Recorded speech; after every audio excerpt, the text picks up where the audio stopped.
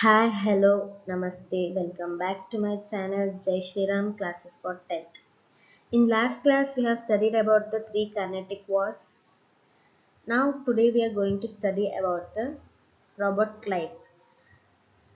Last class ಒಳಗೆ ಏನು study ಮಾಡಿದ್ವಿ ಅಂದ್ರೆ ಕಾರ್ನೆಟಿಕ್ ವಾರ್ಸ್ಗಳ ಬಗ್ಗೆ ಸ್ಟಡಿ ಮಾಡಿದ್ವಿ. ಈಗ ನೆಕ್ಸ್ಟ್ ಬ್ಯಾಟಲ್ ಆಫ್ ಪ್ಲೇಸ್ ಮತ್ತು ಬ್ಯಾಟಲ್ ಆಫ್ ಬಕ್ಸಾರ್ ನೋಡೋದೈತಿ. ಅದಕ್ಕಿಂತ ಮುಂಚೆ ರಾಬರ್ಟ್ ಕ್ಲೈವ್ ಬಗ್ಗೆ ಶಾರ್ಟ್ ಆ್ಯಂಡ್ ಸ್ವೀಟ್ ಆಗಿ ತಿಳ್ಕೊಳ್ಳೋಣ ಅಂತ. Robert Clive, who laid the firm foundation of British power in India, had joined as the East India Company as a clerk. Robert Clive ಏನಾಗಿರ್ತಾರೆ, main role play ಮಾಡಿರ್ತಾರೆ British power India ಒಳಗೆ ಉಳಿಯೋದಕ್ಕೆ. ಅವ್ರೇನಾಗಿರ್ತಾರೆ, clerk ಆಗಿ join ಆಗಿರ್ತಾರೆ ಅದಕ್ಕೆ East India ಕಂಪನಿಗೆ. He played a decisive role in the Carnatic Wars, particularly in the Siege of Arcot, and played a prominent role in British victory. Main role main ಪಾತ್ರ ಎದ್ರೊಳಗೆ ಇರ್ತೈತಿ ಅಂತಂದ್ರೆ ಕಾರ್ನಾಟಿಕ್ ಯುದ್ಧಗಳೊಳಗೆ ನೋಡಿದ್ವಿ ನಾವು ಅವ್ರು ಹೆಂಗ ಯುದ್ಧಗಳನ್ನ ಗೆದ್ರು ಅಂತ ಹೇಳಿ. ಅಲ್ಲಿಂದ ಬ್ರಿಟಿಷ್ ರಾಜ್ಯ ಸ್ಟಾರ್ಟ್ ಆಗುತ್ತೆ ಇಂಡಿಯಾ ಒಳಗೆ. ಅದಕ್ಕೆ ಮೇನ್ ಕಾರಣ ಯಾರಾಗಿರ್ತಾರೆ ಅಂದ್ರೆ ರಾಬರ್ಟ್ ಕ್ಲೈವ್ ಅಂತ ಹೇಳ್ತಾರೆ. ಬ್ರಿಟಿಷರ ಜಯ ಸಾಧಿಸೋಕೆ ಕಾರಣನ Robert Clive. He was successfully establishing the British rule over South India and was instrumental in Bengal victory as also. ಏನಾಗಿತ್ತು, ಸೌತ್ ಇಂಡಿಯಾ ಒಳಗೆ ಅಷ್ಟೇ, ದಕ್ಷಿಣ ಭಾರತದೊಳಗೆ ಅಷ್ಟೇ ಅಲ್ಲ ಅವ್ರು ಸ್ಥಾಪನೆ ಮಾಡಿದ್ದು ಅವ್ರು ಬ್ರಿಟಿಷ್ ರೂಲ್ನ. ಬೆಂಗಾಲ್ ಒಳಗೂ ಏನಾಗಿದೆ, ಬ್ರಿಟಿಷ್ ರೂಲ್ ಸ್ಥಾಪನೆ ಮಾಡಕ್ಕೆ ಇವರ ಮೇನ್ ಕ್ಯಾರೆಕ್ಟರ್ ಆಗಿರ್ತಾರೆ. After the Battle of Plassey in 1757, he gained control over Nawab of Bengal also. ಈಗ ನೆಕ್ಸ್ಟ್ ಬ್ಯಾಟಲ್ ಆಫ್ ಪ್ಲಾಸಿ ನೋಡ್ತೀವಿ, ಅದ್ರೊಳಗೆ ಏನು ರೋಲ್ ಐತಿ ಅಂತ ಹೇಳಿ ನೋಡೋಣ ಅಂತ ಮುಂದೆ. ಬ್ಯಾಟಲ್ ಆಫ್ ಪ್ಲಾಸಿ ಗೆದ್ದ ಮೇಲೆ ಏನಕ್ಕಾರ ಇವ್ರಿಗೆ ಕಂಟ್ರೋಲ್ ಎದ್ರ ಮೇಲೆ ಸಿಗುತ್ತಂದ್ರೆ ಬೆಂಗಾಲ್ ಮೇಲೆ ಸಿಗುತ್ತಂತ ಹೇಳ್ತಾರೆ. Clive amassed immense wealth in all these ventures and helped the East India Company to earn more profit. ಏನು ಮಾಡ್ತಾರೆ, ಇಲ್ಲಿ ಜಾಸ್ತಿ ಲಾಭ ಸಿಕ್ಬಿಡುತ್ತೆ ಅವರಿಗೆ. ಎಲ್ಲ ಪ್ರಾಫಿಟ್ಟು ಏನು ಮಾಡ್ತಾರೆ, ಇವ್ರು ಈಸ್ಟ್ ಇಂಡಿಯಾ ಕಂಪನಿಗೆ ಹೆಲ್ಪ್ ಮಾಡ್ತಾರೆ. ಎಲ್ಲ ಸಾಕಷ್ಟು ಬಂಗಾರ, ಬೆಳ್ಳಿ, ರೊಕ್ಕ ಎಲ್ಲಾನು ತಗೊಂತಾರೆ. ತಗೊಂಡು ಏನು ಮಾಡ್ತಾರೆ, ಇಂಡಿಯಾಕ್ಕೆ ಅವ್ರು ಯುರೋಪಿಗೆ ಕಳಿಸ್ತಾರೆ. ಎಲ್ಲ ಅವ್ರು ಈಸ್ಟ್ ಇಂಡಿಯಾ ಕಂಪ್ನಿ ಎಲ್ಲಿ ಇರತ್ತಲ್ಲ ಅವ್ರು ಏನು ಅಲ್ಲಿ ಕಳಿಸ್ತಾರೆ. ಈಸ್ಟ್ ಇಂಡಿಯಾ ಕಂಪ್ನಿಗೆ ಏನಾಗ್ತೈತಿ, ಭಾಳ ಲಾಭ ಆಕೈತಿ ಇವರಿಂದ. ಯಾರಿಂದ? ರಾಬರ್ಟ್ ಕ್ಲೈವ್ ಇಂದ. Robert Clive return to England with immense wealth and became a member of parliament. Clerk ಇದ್ದವ್ರು ಏನಕ್ಕಾರ, ಇವರು ಮೆಂಬರ್ ಆಫ್ ಪಾರ್ಲಿಮೆಂಟ್ ಆಕಾರ ಇಂಗ್ಲೆಂಡಿಗೆ ವಾಪಸ್ ಹೋಗಿ. With the return of Clive to England, the East India Company started facing losses in its business. Robert Clive ಇದ್ದಾಗ ಅವ್ರಿಗೆ ಏನಾಗತ್ತೈತಿ, ಜಾಸ್ತಿ profit ಆಗತ್ತೈತೆ ಅಂತ ಹೇಳಿ ನೋಡಿದ್ವಿ ನಾವು. ಈಗ ವಾಪಸ್ ರಾಬರ್ಟ್ ಕ್ಲೈವ್ ಏನು ಮಾಡಿದ್ರೆ ಇಂಗ್ಲೆಂಡ್ಗೆ ಹೋದ್ರೆ ಅವಾಗ ಏನು ಮಾಡತ್ತೆ, ಈಸ್ಟ್ ಇಂಡಿಯಾ ಕಂಪನಿಗೆ ಭಾಳ ಲಾಸ್ ಆಗಕತ್ತೆ ಇಂಡಿಯಾ ಒಳಗೆ. Even though there were many allegations against Clive, the British government had to resend Clive to India to save the company and also save the face of the country. Robert Clive ಮೇಲೆ ಒಂದಷ್ಟು ಆಪಾದನೆಗಳು ಬಂದಿರ್ತಾವೆ. ಏನಂದ್ರೆ ಅವ್ರದ್ದೆಲ್ಲ wealth ಜಾಸ್ತಿ ಕೊಟ್ಟಿರಂಗಿಲ್ಲ ಬ್ರಿಟಿಷ್ರಿಗೆ ಅಂತ ಹೇಳಿ ಅವ್ರ ಮೇಲೆ ಒಂದಷ್ಟು ಕೇಸ್ಗಳನ್ನ ಹಾಕಿರ್ತಾರೆ. ಅಷ್ಟೆಲ್ಲ ಇದ್ಮೇಲೂ ಏನು ಮಾಡ್ತಾರೆ, ಇವರು ಬ್ರಿಟಿಷರು ವಾಪಸ್ ರಾಬರ್ಟ್ ಕ್ಲೈವ್ನ ಇಂಡಿಯಾಗೆ ಕಳಿಸ್ತಾರೆ. ಅವ್ರ ಬ್ರಿಟಿಷ್ ಗೌರ್ಮೆಂಟ್ನ ಸೇವ್ ಮಾಡಾಕೋಸ್ಕರ. ಕಂಪ್ನಿ ಉಳಿತಾಯನೂ ಮಾಡಬೇಕಾಗಿರ್ತೈತಿ, ಆಮೇಲೆ ಕಂಟ್ರಿ ಉಳಿಸ್ಬೇಕಾಗಿರ್ತೈತಿ ಅವ್ರು ಇಂಡಿಯಾ ಒಳಗೆ. ಅದಕ್ಕೆ ವಾಪಸ್ ಏನು ಮಾಡ್ತಾರೆ, ರಾಬರ್ಟ್ ಕ್ಲೈವ್ನ ಕಳಿಸ್ತಾರೆ. The British won the Battle of Buxar and earned back its respect. ಆಮೇಲೆ ನೆಕ್ಸ್ಟ್ ಬ್ಯಾಟಲ್ ಆಫ್ ಬಕ್ಸಾರ್ ನೋಡ್ತೀವಿ. ಅದನ್ನ ಗೆದ್ಮೇಲೆ ಅವ್ರಿಗೆ ಏನಾಗುತ್ತೆ, ಕಳ್ಕೊಂಡಿದ್ದ ರೊಕ್ಕ ಎಲ್ಲ ವಾಪಸ್ ಬರ್ತೈತಿ ಮತ್ತು ಹಂಗೆ ರೆಸ್ಪೆಕ್ಟು ವಾಪಸ್ ಅವರಿಗೆ ಸಿಗ್ತೈತಿ. Clive was successful in surviving the divine rights for British over Bengal, Bihar and Odisha regions. Divine rights ಅಂತ ಹೇಳಿ ತೊಗೊಂಬರ್ತಾರ ಅವ್ರು ಅಧಿಕಾರಗಳನ್ನ. ಅಲ್ಲಿ ಎಲ್ಲೆಲ್ಲಿ ಸ್ಥಾಪನೆ ಮಾಡ್ತಾರ, ಅವನ್ನ ಎಲ್ಲೆಲ್ಲಿ ಜಾರಿಗೆ ತರ್ತಾರ ಅಂತಂದ್ರೆ ಬೆಂಗಾಲ್ ಒಳಗೆ, ಬಿಹಾರ್ ಒಳಗೆ, ಒಡಿಸ್ಸಾ ರೀಜನ್ಸ್ ಒಳಗೆ ಏನು ಮಾಡ್ತಾರೆ, ಡಿವೈನ್ ರೈಟ್ಸ್ ಅನ್ನೋದನ್ನ ತಗೊಂಡ್ ಬರ್ತಾರೆ. This brought more wealth to Robert Clive and to East India company as well. Divine rights ತಂದಿದ್ದಕ್ಕೆ ಏನಾಗುತ್ತೆ, ಡಿವೈನ್ ರೈಟ್ಸ್ ಅಂದ್ರೆ ಇವ್ರು ಕಳಿಸ್ತಾರೆ ಅಂದ್ರೆ ಒಬ್ಬರು ನೇಮಕ ಮಾಡಿರ್ತಾರೆ, ಒಂದು ಪ್ರೊವಿನ್ಸಿಗೆ ಇವ್ರು ಅಂತ ಹೇಳಿ ನೇಮಕ ಮಾಡಿರ್ತಾರೆ. ಅವ್ರ ಕಡೆಯಿಂದ ಏನು ಮಾಡ್ತಾರೆ, ಇವರು ಎಲ್ಲ ರೊಕ್ಕನೂ ತಗೊಂತಾರೆ. ಅದರಿಂದ ಜಾಸ್ತಿ ಲಾಭ ಏನಾಗುತ್ತೆ, ರಾಬರ್ಟ್ ಕ್ಲೈವಿಗೆ ಆಕೈತಿ. In 1767 Robert Clive return to England. ಮತ್ತೆ ವಾಪಸ್ 1767 ಒಳಗೆ ಏನ್ ಮಾಡ್ತಾರೆ, ರಾಬರ್ಟ್ ಕ್ಲೈವ್ ವಾಪಸ್ England. Dupleix was named the governor general of French regions in India in 1742. ಈ ಡ್ಯುಪ್ಲೆಕ್ಸ್ ಅವ್ರನ್ನ ಏನ್ ಮಾಡಿರ್ತಾರೆ, ಗವರ್ನರ್ ಜನರಲ್ ಆಗಿ ನೇಮಕ ಮಾಡಿರ್ತಾರೆ ಫ್ರೆಂಚ್ದವ್ರು ಇಂಡಿಯಾ ಒಳಗೆ. ಅವ್ರ ರೀಜನ್ಸ್ ಎಲ್ಲೆಲ್ಲಿ ಇರ್ತಾವ ಅಲ್ಲಿ. ಎಷ್ಟನೇ ಇಸ್ವಿ ಒಳಗಂದ್ರೆ 1742 ಒಳಗ. He dreamt of achieving French hegemony over India and entered into territories with the local kings. ಇವ್ರದ್ದು ಏನಾಗೈತೈತಿ ಯೋಚನೆ ಅಂತಂದ್ರೆ, ಫ್ರೆಂಚ್ ಆಕ್ಚುಲಿ ಏನ್ ಬಂದಿರ್ತಾರೆ, ಬರೀ ಏನ ಸ್ಪೈಸಸ್ ಇರ್ತೈತೆ ಅಲ್ಲ ಅಷ್ಟ ಕಂಟ್ರೋಲ್ ತಗೋಬೇಕಂದಿರ್ತಾರ. ಇಡೀ ರಾಜ್ಯದ ಮೇಲೆ ಕಂಟ್ರೋಲ್ ತಗೋಬೇಕನ್ನೋದು ಇರಂಗಿಲ್ಲ ಅವ್ರಿಗೆ, ಇಡೀ ರಾಷ್ಟ್ರದ ಮೇಲೆ. ಆದ್ರೆ ಇವ್ರು ಒಬ್ರ ಯೋಚನೆ ಮಾಡಿರ್ತಾರ, ಹಂಗ ನಾನು ನಮ್ಮ ಫ್ರೆಂಚ್ದ ರಾಜ್ಯ ಸ್ಥಾಪಿಸ್ಬೇಕು ಇಂಡಿಯಾ ಒಳಗ ಅಂತ ಹೇಳಿ ಮಾಡಿರ್ತಾರೆ. ಲೋಕಲ್ ಕಿಂಗ್ಸ್ ಜೊತೆ ಟ್ರೀಟೀಸ್ ಎಲ್ಲ ಮಾಡಿಕೊಂಡು ಅಂತ ಹೇಳಿ. Hyder Ali was also trained in the army of local raised by Dupleix. Hyder Ali ಮುಂದೆ ಬರ್ತಾರೆ ಇವರು ಎಲ್ಲಿ ಟ್ರೈನ್ಡ್ ಆಗಿರ್ತಾರ ಅಂತಂದ್ರೆ ಡ್ಯುಪ್ಲೆಕ್ಸ್ ಆರ್ಮಿ ಒಳಗೆ ಟ್ರೈನ್ಡ್ ಆಗಿರ್ತಾರೆ. ಯಾರು? Haider Ali. The British consider Dupleix as the formidable challenge to them. Dupleix ಏನಾಗಿರ್ತಾರೆ, ಬ್ರಿಟಿಷ್ರಿಗೆ ಚಾಲೆಂಜಬಲ್ ಪರ್ಸನ್ ಆಗಿರ್ತಾರೆ. ಅವ್ರನ್ನ ಸೋಲ್ಸೋದಷ್ಟು ಅವರಿಗೆ ಈಸಿ ಇರಂಗಿಲ್ಲ. Hence we notice slashes between the French and the British to gain supremacy over the Carnatic and Deccan Plateau. ಅದಕ್ಕೆ ಏನಾಗಿರ್ತೈತೆ, ಇಲ್ಲಿ ಅವ್ರಿಗೆ ಸ್ವಲ್ಪ ಕಷ್ಟ ಆಗುತ್ತೆ. ಸ್ಟಾರ್ಟಿಂಗ್ 2 ವಾರ್ ಏನ್ ಮಾಡಿರ್ತಾರೆ, ಫ್ರೆಂಚ್ ಗೆದ್ದಿರ್ತಾರೆ. ಲಾಸ್ಟಿಗೆ ಏನಾಗುತ್ತೆ, ಬ್ರಿಟಿಷ್ ಗೆಲ್ತಾರ, ನೋಡಿದ್ವಿ ನಾವು. ಅದ್ರ ಸಂಬಂಧ ಏನಾಗಿರ್ತೈತಿ, ಡ್ಯುಪ್ಲೆಕ್ಸ್ ಇದ್ದಾಗ ಏನಾಗತೈತಿ, ಫ್ರೆಂಚ್ ಅವ್ರಿಗೆ ಗೆದ್ದಿರ್ತಾರೆ, ಬ್ರಿಟಿಷ್ ಸುತ್ತಿರ್ತಾರೆ. ಅದಕ್ಕೆ ಕರ್ನಾಟಿಕ್ ಮತ್ತು ಡೆಕ್ಕನ್ ಪ್ಲಾಟ್ಯೂ ಒಳಗೆ ರಾಜ್ಯ ಯಾರು ಸ್ಥಾಪನೆ ಮಾಡ್ಬೇಕು ಅನ್ನೋ ಸಂಬಂಧ ಫೈಟ್ ಮಾಡ್ತಿರ್ತಾರೆ ಅವ್ರು, French British. Duplex played an important role in the first Carnatic war. First Carnatic war ಅವ್ರು ನೋಡೇವಿ ನಾವು, ಅವ್ರದ್ದು ಮೇಲ್ಕೈ ಆಗೈತಿ ಫ್ರೆಂಚ್ ಅವ್ರು. ಫ್ರೆಂಚ್ ಡ್ಯುಪ್ಲೆಕ್ಸ್ ಇದ್ದಿದೆ ಸಂಬಂಧ. The rivalry between the French and the British continued till 1754. ನೋಡೇವಿ. Later, the French government recalled Dupleix as it wanted peace. Duplex ಏನ್ ಮಾಡ್ತಾರೆ, ಫ್ರೆಂಚರು ವಾಪಸ್ ಕರ್ಸ್ಕೊಂತಾರೆ ಫ್ರೆಂಚಿಗೆ. ಇದ್ರ ಸಂಬಂಧ ಫ್ರೆಂಚ್ ಗೌರ್ಮೆಂಟ್ ಏನ್ ಮಾಡಿರ್ತಾರೆ, ಪೀಸ್ ಬೇಕಾಗಿರ್ತಾರೆ, ಶಾಂತಿ ಬೇಕಾಗಿರುತ್ತೆ. ಅದರ ಸಂಬಂಧ ಏನ್ ಮಾಡ್ತಾರೆ, ಫ್ರೆಂಚ್ ಗೌರ್ಮೆಂಟ್ ವಾಪಸ್ ಕರೆಸ್ಕೊಂತಾರೆ ಇವ್ರನ್ನ, duplex. Okay, next British rule in India. After gaining political control over south India, the British tried to gain control over the rich Bengal province in the later part of 18th century. ಏನ್ ಮಾಡ್ತಾರೆ, south India ಒಳಗೆ British ಅವ್ರು ಏನ್ ಮಾಡ್ತಾರೆ, full control ತಗೊಂಡಿರ್ತಾರೆ. ರಾಜಕೀಯವಾಗಿ ಏನ್ ಮಾಡ್ತಾರೆ, full control ತಗೊಂಡಿರ್ತಾರೆ. The Bengal province had achieved tremendous growth in the areas of agriculture, commerce and industry. ಅಷ್ಟೊತ್ತಿಗೆ ಏನಾಗಿರ್ತೈತಿ ಅಂದ್ರೆ, ಬೆಂಗಾಲ್ ರೀಜನ್ ಏನಾಗಿರ್ತೈತಿ, ಅಗ್ರಿಕಲ್ಚರ್ ಒಳಗ ಗ್ರೋ ಆಗಿರ್ತೈತಿ, ಕೃಷಿ ಒಳಗುನು ಚೆನ್ನಾಗಿರ್ತೈತಿ, ಮತ್ತು ವ್ಯಾಪಾರದೊಳಗೂ ಏನಾಗಿದೆ, ಚಲೋ ಇರ್ತೈತಿ. ಅಲ್ಲಿ ಇಂಡಸ್ಟ್ರೀಸ್ಗಳನ್ನು ಜಾಸ್ತಿ ಕಟ್ಟಿರ್ತಾರೆ. East India company was making considerable profits from this province. ಈ ಬೆಂಗಾಲ್ ಪ್ರಾವಿನ್ಸ್ ಮೇಲೆ ಯಾವಾಗ ಕಂಟ್ರೋಲ್ ತಗೊಂತಾರಲ್ಲ, ಅವಾಗ ಬ್ರಿಟಿಷರಿಗೆ ಏನಾಕೈತಿ, ಆ ರೀಜನ್ ಇಂದ ಜಾಸ್ತಿ ಪೇಮೆಂಟ್ಸ್ ಬರಕ್ ಸ್ಟಾರ್ಟ್ ಆಕಾವ, ಜಾಸ್ತಿ ಪ್ರಾಫಿಟ್ ಆಕಿರ್ತೈತಿ, ಅವರಿಗೆ ಲಾಭ ಆಕಿರ್ತೈತಿ. The dastaks licence issued by the Mughal ruler Farrukh Sahir were the main reasons for this. Farrukh Sahir ಏನಿರ್ತಾರಲ್ಲ, ಫರುಖ್ ಸಿಯಾರ್ ಏನಾಗಿರ್ತಾರಲ್ಲ, ಅವ್ರಿಗೆ ಲೈಸೆನ್ಸ್ ಕೊಟ್ಬಿಟ್ಟಿರ್ತಾರೆ. ದಸ್ತಕ್ಸ್ ಅಂದ್ರೆ ಲೈಸೆನ್ಸ್ ಇದ್ದಂಗ, ನೀವು ಫ್ಯಾಕ್ಟ್ರಿ ಚಲೋ ಮಾಡ್ರಿ ಅಂತ ಹೇಳಿ ಲೈಸೆನ್ಸ್. ಈಗ ಒಂದು ಏನೋ ಇನ್ಸ್ಟಿಟ್ಯೂಟ್ ಏನೋ ಒಂದು ಸ್ಥಾಪನೆ ಮಾಡ್ಬೇಕು, ಸ್ಟಾರ್ಟ್ ಮಾಡ್ಬೇಕಂತಾರೆ, ಲೈಸೆನ್ಸ್ ಬೇಕು ಇವಾಗ. ಅವಾಗ ಅದು ಇತ್ತು. ಆ ಪರ್ಮಿಷನ್ ಯಾರು ಕೊಟ್ಟಿದ್ರು ಅಂದ್ರೆ, ಮುಘಲ್ ರೂಲರ್ ಫರೂಕ್ ಸಿಯಾರ್ ಏನ್ ಮಾಡ್ತಾರೆ, ಪರ್ಮಿಷನ್ ಕೊಟ್ಟಿರ್ತಾರೆ. ಅದ ಅವ್ರಿಗೆ ಮೇನ್ ರೀಸನ್ ಆಕೈತಿ ಬ್ರಿಟಿಷ್ ರಾಜ್ಯನ ಸ್ಥಾಪನೆ ಮಾಡಕ್ ಅಂತ ಹೇಳ್ತಾರೆ. But this dastaks were limited to the company transactions were misused by the individual officers of the company too. ಈ ಲೈಸೆನ್ಸ್ ಏನ್ ಮಾಡ್ತಾರೆ, ಬ್ರಿಟಿಷ್ ಒಳಗ ಆಫೀಸರ್ಸ್ ಇದಾರೆ, ಅವ್ರು ಮಿಸ್ಯೂಸ್ ಮಾಡ್ಕೊಳಕ್ ಬರ್ತಾರೆ.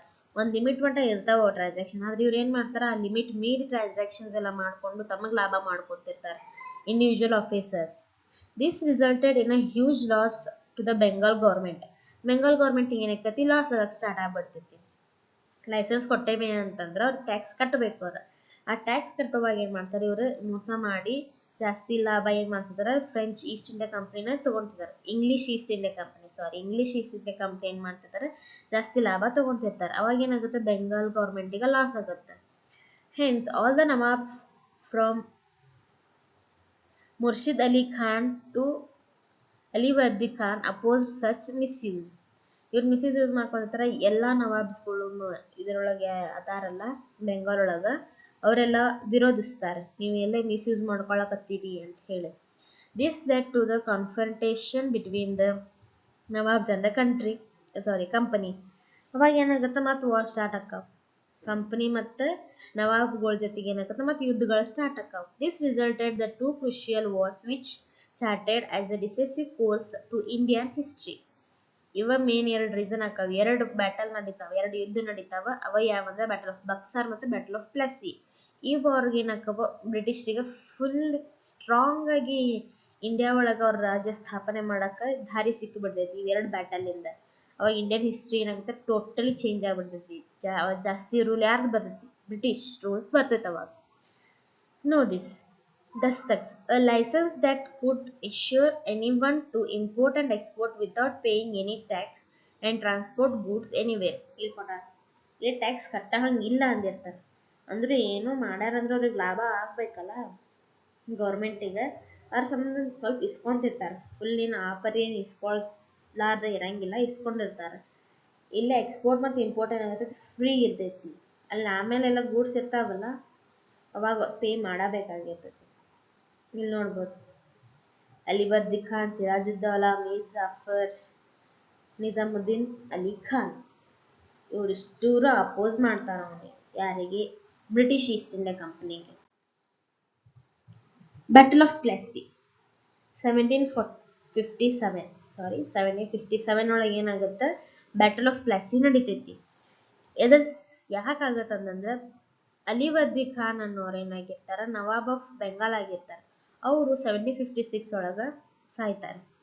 His grandson Sirajuddaulah came to the throne. ಇವ್ರು ನೋಡ್ಬೋದು ಸಿರಾಜುದ್ದೌಲಾ ಇವ್ರೇನಾಗ್ತಾರ ಕಿಂಗ್ ಅಕ್ಕಾರ. ಕಿಂಗ್ ಆದ್ಮ್ಯಾಗ ಏನಾಗುತ್ತೆ battle of Plassey took place between the young nawab Sirajuddaulah and the British in 1757. ಇವ್ರು ಇನ್ನ ಜಾಸ್ತಿ ವಯಸ್ಸಾಗಿರಂಗಿಲ್ಲ, ಅದು ಯಂಗ್ ಏಜ್ ಒಳಗೆ ಇರ್ತಾರ. ಅವಾಗ ಏನಾಗುತ್ತೆ ಬ್ರಿಟಿಷರ ಜೊತೆ ಅವ್ರಿಗೆ ಯುದ್ಧ ಆಗುತ್ತೆ. ಎಲ್ಲಿ? ಬ್ಯಾಟಲ್ ಆಫ್ ಪ್ಲೆಸ್ಸಿ ಒಳಗ. ರೀಸನ್ಸ್ ಏನಂತಂದ್ರೆ ಮಿಸ್ಯೂಸ್ ಆಫ್ ದಸ್ತಕ್ಸ್. ಅವ್ರು ಏನ್ ಮಾಡ್ತಾರೆ ಬ್ರಿಟಿಷ್ ಆಫೀಸಿಯಲ್ ಮಿಸ್ಯೂಸ್ ಮಾಡ್ಕೊಂಡಿರ್ತಾರೆ, ದುರುಪಯೋಗ ಬಳಸ್ಕೊತಿರ್ತಾರೆ. ಲೈಸೆನ್ಸ್ ಕೊಟ್ಟಿವಿ ಅಂದ ಬಳಿಕ ಜಾಸ್ತಿ ಲಾಭ ಬಂದಿದ್ದನ್ನೆಲ್ಲಾನು ತಾವ ಇಟ್ಕೊತಿರ್ತಾರೆ. ಗೌರ್ಮೆಂಟಿಗೆ ಲಾಭ ಮಾಡಿ ಕೊಡ್ತಿರಂಗಿಲ್ಲ, ಅಲ್ಲಿರೋರಿಗೂ ಲಾಭ ಮಾಡಿ ಕೊಡ್ತಿರಂಗಿಲ್ಲ. Sirajuddaulah was furious that the dastaks were misused by the officials of the company, causing loss to the government treasury. ಇಲ್ಲಿ ಹೇಳಿದ್ನಲ್ಲ ಅದೇ same. Mending of the fort without permission. The British repaired the fort of Calcutta and placed cannons in them. This further angered Sirajuddaulah and he ordered to remove of the cannons from the forts. The British refused to do so, angering the Nawab further. ಏನಾಗುತ್ತೆ ಇಲ್ಲಿ canons ಅಂದ್ರೆ ಇವು ಯುದ್ಧದ ಇರ್ತಾವಲ್ಲ, ಬಂದೂಕುಗಳ type ಇರ್ತಾವಲ್ಲ, ಅವಾಗ ಏನಾಗಿರ್ತದೆ canons ಅಂತ ಹೇಳಿ ಬರ್ತಿದ್ವು. ಅವಾಗ ಗನ್ ಇರ್ಲಿಲ್ಲ. ಗನ್ ಟೈಪ್ ಒಂದು ಬಾಂಬ್ ಬ್ಲಾಸ್ಟ್ ಮಾಡಕ್ಕ ಒಂದಿಷ್ಟು ಕೆನಾನ್ಸ್ ಯೂಸ್ ಮಾಡ್ತಿದ್ರಲ್ಲ, ಅವನ್ ಏನ್ ಮಾಡ್ತಾರೆ ಇವ್ರ ಫೋರ್ಟ್ ಒಳಗೆ ಏನ್ ಮಾಡ್ತಾರೆ, ಬೆಂಗಾಲ್ ಒಳಗೆ ಫೋರ್ಟ್ ಕಟ್ಟಿದ್ರಲ್ಲ ಆ ಫೋರ್ಟ್ ಒಳಗೆ ಏನ್ ಮಾಡ್ತಾರೆ ಕೆನಾನ್ಸ್ ಹಾಕ್ತಾರೆ ಇವ್ರು, ಯಾರು ಬ್ರಿಟಿಷರೇ. ಅದನ್ನ ಏನ್ ಮಾಡ್ತಾರ ಈ ಸಿರಾಜುದ್ದೌಲಾ ತೆಗೀರಿ ಅಂತ ಹೇಳ್ತಾರ. ಫೋರ್ಟ್ ಒಳಗೆ ಕೆನಾನ್ಸ್ ಇರಬಾರ್ದು ತೆಗೀರಿ ಅಂತ ಹೇಳ್ತಾರೆ. ಆದ್ರೆ ಬ್ರಿಟಿಷ್ ಕೇಳಂಗಿಲ್ಲ. ಇದೇನಾಗುತ್ತೆ ಸಿಟ್ಟು ಇನ್ನೂ ಜಾಸ್ತಿ ಹೆಚ್ಚು ಮಾಡ್ತೈತಿ ಸಿರಾಜುದ್ದೌಲಾಗ. Black room tragedy. Sirajuddaulah conquered Fort William easily and imprisoned some of the British. He imprisoned 146 Englishmen in the small room in the fort, of the which 123 died. This is called the Black Hole Tragedy. This angered Robert Clive and arrived in Bengal with a huge army. ಮತ್ತೆ ಸಿಟ್ಟು ಬಂದಿರುತ್ತೆ, ಅವ್ರು ತೆಗಿಯೋದು ತೆಗ್ದಿರಂಗಿಲ್ಲ. ಅದಕ್ಕೆ ಏನ್ ಮಾಡ್ತಾನ fort ವಿಲಿಯಮ್ನಾಗ attack ಮಾಡ್ತಾನೆ. Attack ಮಾಡಿದ್ಮ್ಯಾಗ ಏನ್ ಮಾಡ್ತಾನ 146 ಮೆಂಬರ್ಸ್ನ ಎಲ್ಲೇ ಜೇಲ್ ಒಳಗೆ ಹಾಕ್ತಾನೆ. ಜೇಲ್ ಒಳಗೆ ಹಾಕಿದಾಗ ಏನಾಗುತ್ತೆ, ಜೇಲ್ ಅನ್ನೋಕ್ಕಿಂತ ಒಂದು ಸ್ಮಾಲ್ ರೂಮ್ ಗತೆ ಇರ್ತೈತಿ, ಸಣ್ಣ ರೂಮ್ ಇರ್ತೈತಿ. ಆ ರೂಮ್ ಒಳಗೆ ಏನ್ ಮಾಡ್ತಾನೆ 146 ಮೆಂಬರ್ಸ್ನ ಹಾಕ್ತಾನೆ. ಹಾಕಿದ ತಕ್ಷಣ ಏನಾಕತಿ 123 ಮೆಂಬರ್ಸ್ ಏನಾಗ್ತಾರ, ಅರ್ಧ ಜನ ಸತ್ತು ಹೋಗ್ಬಿಡ್ತಾರೆ. ಅರ್ಧಕ್ಕಿಂತ ಜಾಸ್ತಿ ಜನ ಸತ್ತು ಹೋಗ್ಬಿಡ್ತಾರೆ. ಅವಾಗ ಏನಾಗೈತಿ, ಈ ರಾಬರ್ಟ್ ಕ್ಲೈವಿಗೆ ಸಿಟ್ಟು ಬರ್ತೈತಿ. ಸಿಟ್ಟು ಬಂದ ತಕ್ಷಣ ಏನ್ ಮಾಡ್ತಾನ, ರಾಬರ್ಟ್ ಕ್ಲೈವ್ ತನ್ನ ದೊಡ್ಡ ಆರ್ಮಿನ ಕರ್ಕೊಂಡು ಬೆಂಗಾಲಿಗೆ ಬರ್ತಾನೆ. ಇದಕ್ಕೇನಂತಾರ ಬ್ಲ್ಯಾಕ್ ಹೋಲ್ ಟ್ರಾಜಿಡಿ ಅಂತಾರೆ. ಯಾಕಂದ್ರೆ 123 ಮೆಂಬರ್ಸ್ ಏನಾಗಿರ್ತಾರ, ಸತ್ತಿರ್ತಾರ ಆ ರೂಮ್ ಒಳಗೆ. ಅದ್ರ ಸಂಬಂಧ ಏನಾಗತಿ, ಆ ಸಿಚುವೇಶನ್ ಏನಂತ ಕರೀತಾರ ಅಂದ್ರೆ ಬ್ಲ್ಯಾಕ್ ಹೋಲ್ ಟ್ರಾಜಿಡಿ ಅಂತ ಹೇಳಿ ಕರೀತಾರೆ. Next, Robert Clive attract rich locals like Manichan, Nemichan, Jagat Seth and others towards him. He was successful in convincing Mir Jafar, the military head of Siraj-ud-Dawla, to stay neutral in the battle by offering him the post of Nawab. ಇಲ್ಲೇ ಮಾಡ್ತಾರೆ Robert Clive Manichand, Nemichand, Jagat Seth and others ಏನ್ ಮಾಡ್ತಾರೆ, ಇವ್ರು ಅಷ್ಟೂರ್ನು ಏನ್ ಮಾಡ್ತಾರೆ, ರೂರಲ್ಸ್ ಏನಿರ್ತಾರಲ್ಲ ಅವ್ರಿಗೆ attack ಮಾಡ್ತಾರೆ. Attack ಮಾಡಿ ಅವ್ರನ್ನೆಲ್ಲ ಸೋಲಿಸ್ತಾನೆ. ಆಮೇಲೆ ಏನ್ ಮಾಡ್ತಾನೆ ಅಂತಂದ್ರೆ ಮೀರ್ ಜಾಫರ್ ಏನಾಗಿರ್ತಾರೆ, ಸಿರಾಜುದ್ದೌಲದ ಮಿಲಿಟರಿ ಹೆಡ್ ಆಗಿರ್ತಾರೆ. ಅವ್ರನ್ನ ಏನ್ ಮಾಡ್ತಾನೆ, ಇವಾಗ ಕನ್ವಿನ್ಸ್ ಮಾಡ್ತಾನೆ, ನಾನು ನಿನಗೆ ನವಾಬ್ ಆಫ್ ಬೆಂಗಾಲ್ ಮಾಡ್ತೀನಿ, ನೀನು ಬ್ಯಾಟಲ್ ಒಳಗೆ ಯುದ್ಧದೊಳಗೆ ಏನು ಪಾರ್ಟಿಸಿಪೇಟ್ ಮಾಡಬಾರ್ದು, ಸುಮ್ಮನೆ ಇರ್ಬೇಕು ನೀನು ಅಂತ ಹೇಳ್ತಾನೆ. ಅವಾಗ ಏನ್ ಮಾಡ್ತಾನೆ, ಹ್ಞೂ ಅಂತ ಹೇಳಿ ಯಾರು ಮೀರ್ ಜಾಫರ್ ಏನ್ ಮಾಡ್ತಾರ, ಹ್ಞೂ ಅಂತ ಒಪ್ಕೊಂತಾರೆ. Encouraged by these developments, Robert Clive declared a war against Siraj-ud-Dawla on June 23, 1757. ಅವಾಗ ಏನ್ ಮಾಡ್ತಾರೆ, ಸಿರಾಜುದ್ದೌಲಾ ಅವ್ರ ವಿರುದ್ಧ ಏನ್ ಮಾಡ್ತಾನೆ, ಯಾರು ರಾಬರ್ಟ್ ಕ್ಲೈವ್ ಯುದ್ಧ ಸಾರ್ತಾನೆ. ಯಾವಾಗ ಅಂತಂದ್ರೆ ಜೂನ್ 23 1757 ಒಳಗೆ ಏನ್ ಮಾಡ್ತಾನೆ, ಯುದ್ಧ ಸಾರ್ತಾನೆ. Everything went according to the plan of Clive. Siraj-ud-Dawla was tried to escape from the battlefield, was captured and killed. Sirajuddaula ತಪ್ಪಿಸ್ಕೊಂಡು ಹೋಗ್ಬೇಕಂತ ಮಾಡ್ತಿರ್ತಾರ, ಆದ್ರೆ ಏನ್ ಮಾಡ್ತಾರ, ಅವ್ರನ್ನ ಹಿಡಿದು ಇವರು ಸಾಯಿಸ್ತಾರೆ ಬ್ರಿಟಿಷ್ನವ್ರು. ಇಲ್ಲಿ ಔಟ್ಕಮ್ಸ್ ಏನಾಗಿರ್ತೈತಿ ಅಂತಂದ್ರೆ, this war brought out the immorality, lack of unity among the Indians and the greedy of the Indian business men.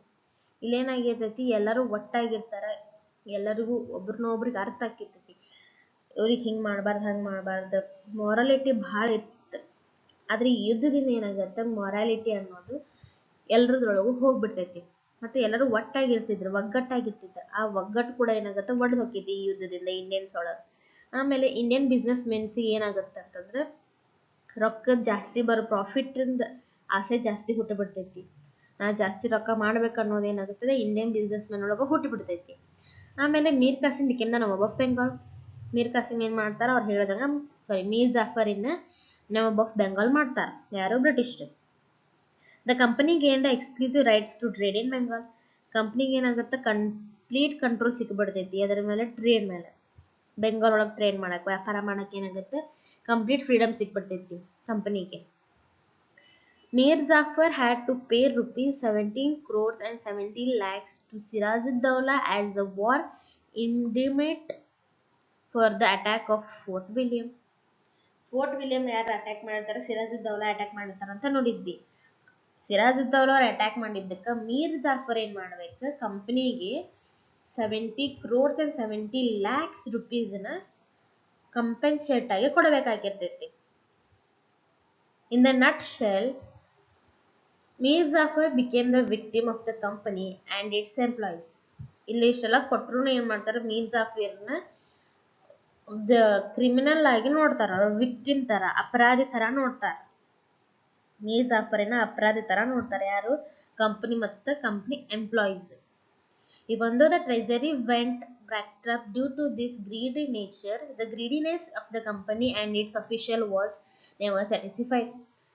Treasury ಏನಾಗತೈತಿ, ಖಾಲಿ ಆಗಾಕತೈತಿ. ಈ ಗ್ರೀಡ್ ನೇಚರ್ ಅಂದ್ರ ಜಾಸ್ತಿ ದುರಾಸೆಯಿಂದ ಏನಾಗತೈತಿ, ಅವ್ನ ಟ್ರೆಜರಿ ಖಾಲಿ ಆಗತೈತಿ. ಅದು ಮೀರ್ ಜಾಫರಿಂದ. ಅಂದ್ರೂ ಕಂಪ್ನಿಗೆ ಏನಾಗತ್ತಿಲ್ಲ, ಸಾಕಾಗತ್ತೇ ಇಲ್ಲ ಅವ್ರಿಗೆ, ಇನ್ನೂ ಬೇಕಾಗೇ ಐತಿ ರೊಕ್ಕ, ನನಗೆ ಬೇಕನ್ನತಾರ. ಫುಲ್ ಖಾಲಿನ ಆಗೈತಿ ಟ್ರೆಜರಿ, ಅಂದ್ರೂ ಅವ್ರಿಗೆ ಬೇಕನ್ನಕತ್ತಾರ. ದುರಾಸೆ, ಮನುಷ್ಯನ ದುರಾಸೆ ಜಾಸ್ತಿ ಆಗ್ಬಿಟ್ಟಿರ್ತಾವ. The British projected Mir Jafar as the insufficient Nawab and brought his nephew Mir Qasim as the new Nawab. Mir Jafar fit ಇಲ್ಲ, ಅವನಿಂದ ಏನೋ ಲಾಭ ಆಗಕತ್ತಿಲ್ಲ ಅಂತ ತಿಳ್ಕೊಂಡು ಏನ್ ಮಾಡ್ತಾರೆ, ಅವ್ನ ಹಳ್ಯಾನ್ ಕರ್ಕೊಂಬಂದು ಮೀರ್ ಖಾಸಿಮನ ಹೊಸ ನವಾಬಾಗಿ ನೇಮಕ ಮಾಡ್ತಾರೆ. ಇಲ್ಲಿಗೆ ಬ್ಯಾಟಲ್ ಆಫ್ ಪ್ಲಾಸಿ ಮುಗೀತು. ನೆಕ್ಸ್ಟ್ ವಿಡಿಯೋ ಒಳಗೆ ಬ್ಯಾಟಲ್ ಆಫ್ ಬಕ್ಸಾರ ಬಗ್ಗೆ ಸ್ಟಡಿ ಮಾಡೋಣ, ಮತ್ತು ಕ್ವಶನ್ ಆನ್ಸರ್ಸು ಸ್ವಲ್ಪ ಡಿಸ್ಕಷನ್ ಮಾಡೋಣ ಅಂತ. ಸೊ ನೀವು ಯಾರ್ಯಾರು ನೋಡತ್ತೀರಲ್ಲ ಅವ್ರು ನಿಮ್ಮ ಫ್ರೆಂಡ್ಸಿಗೂ ಹೇಳ್ರಿ, ಅವರು ನೋಡಲಿ, ಅವ್ರಿಗೂ ಏನಾರು ಡೌಟ್ಸ್ ಇದ್ರೆ ಅವರು ಕಮೆಂಟ್ ಹಾಕಲಿ, ನಿಮಗೂ ಏನಾರು ಡೌಟ್ ಬಂದ್ರೆ ನೀವು ಕಮೆಂಟ್ ಹಾಕ್ರಿ. ಚಾನಲ್ನ ಸಬ್ಸ್ಕ್ರೈಬ್ ಮಾಡಿ ಬೆಲ್ ಐಕಾನ್ ಆನ್ ಮಾಡಿ ಇಟ್ಕೋರಿ, ಅಂದ್ರೆ ಯಾವಾಗ ವಿಡಿಯೋ ಅಪ್ಲೋಡ್ ಮಾಡ್ತೀನಿ ಅವಾಗ ನಿಮಗೆ ಪಟ್ ಅಂತ ಹೇಳಿ ಬರುತ್ತೆ, ನೀವು ಥಟ್ ಅಂತ ಹೇಳಿ ನೋಡ್ಬೋದು. Okay, please like, share, comment and don't forget to subscribe my channel. Jai Shri Ram Classes for 10. Thank you.